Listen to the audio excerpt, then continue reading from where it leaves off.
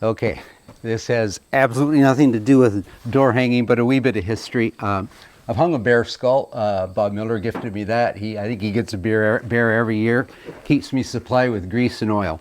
But the Anishinaabe or Ojibway, their tradition, when they had their summer camps, they would congregate at sugar time, and they had these massive camps. The Jesuits, when they first arrived at St. Mary's Rapids, which is the rapids that flow from Lake Superior into Lake Huron, they, in their diaries, estimate that there were approximately 8,000 souls in that campground.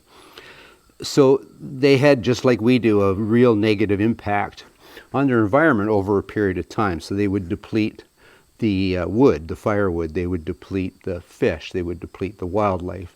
And at some point they'd have to move. So what they would do is they would, it didn't take much for them to have a feast, a drop of a hat, any reason they'd have a feast. But when they would leave that camp, because it was a good one, it had water, it was breezy, it kept the bugs away, and initially had all those resources that were now depleted.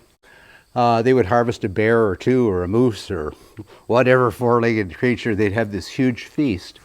Then they would hang that bear skull on a tree, and they'd put their sacred tobacco in the skull. They would leave that bear skull there, and frequently they would travel past this area.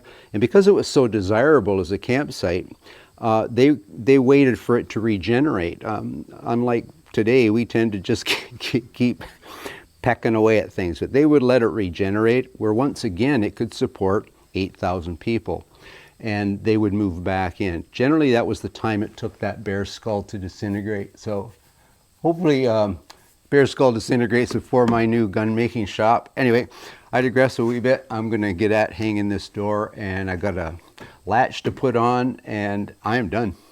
This project's done, and on to the next one.